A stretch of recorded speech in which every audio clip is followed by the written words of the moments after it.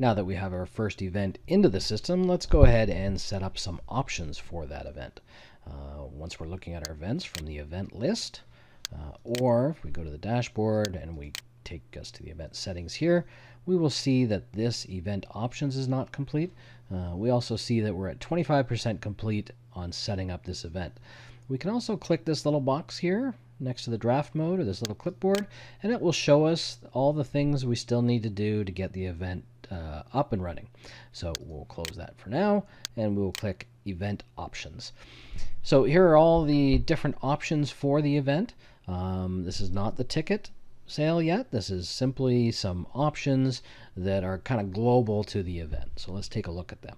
The event privacy settings. Do you want to limit the number of tickets for sale?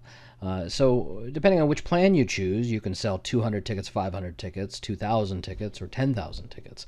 Now, let's say you only want to sell 50 tickets to the event, not the default 200 that I'm going to select in my plan. You can turn this on, and it's defaulted to 200 because that's likely the plan I'm going to select. But we're going to go ahead and make it 50 tickets. Now I'm going to limit the sale of the event to 50 tickets. Once there's 50 tickets gone, it's sold out, and we're done for selling tickets. Now, do you want the event to be searched on the eTicket home? Select no if it's a private event. So if you want anybody to be able to buy tickets, you leave that as yes.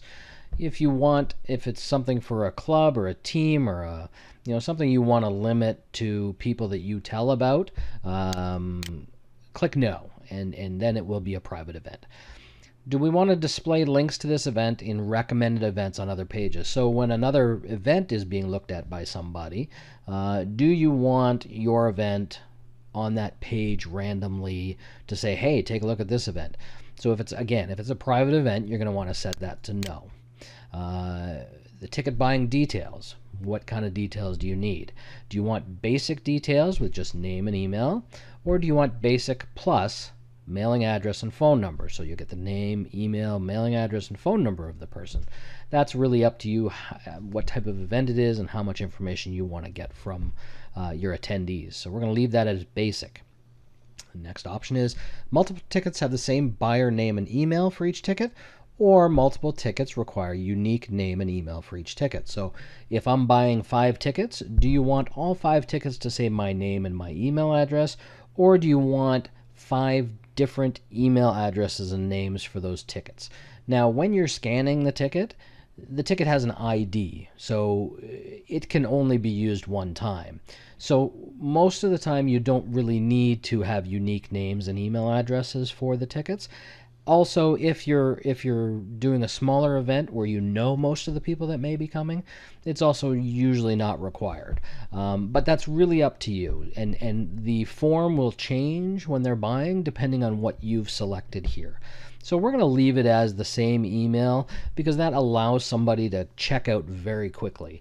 They just have to select the quantity, put in their name and email one time, and their payment credentials, and they're gone. So it's very quick to buy tickets that way, and that's why we like to do them that way sometimes. Now, the maximum number of tickets that can be purchased at one time. Do you want to limit the number that one person can buy? We've set it at 5. You can change that number up to 20. If they want more than 20, they are going to have to purchase twice or more.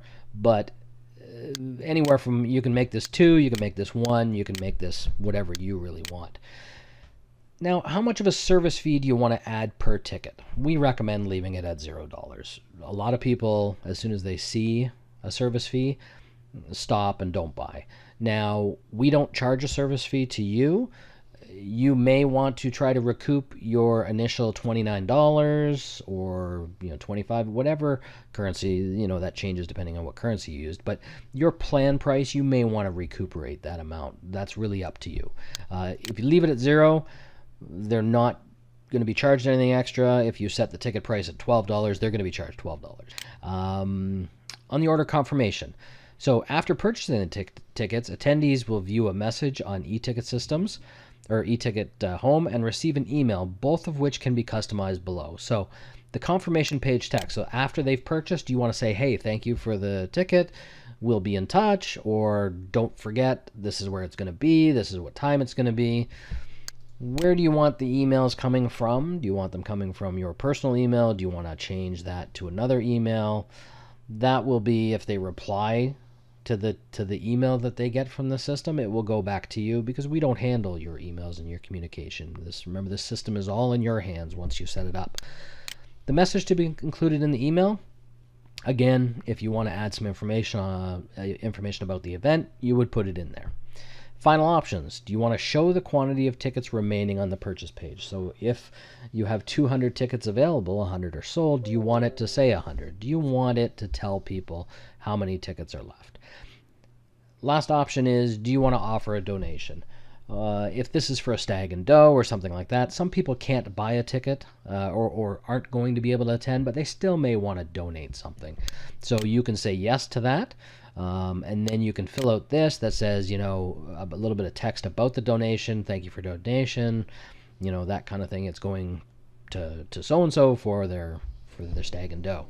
Or you can leave that at no, and donations will not be offered. We'll go ahead and submit the event options. Oh, we've got to do a confirmation text. This is a required field.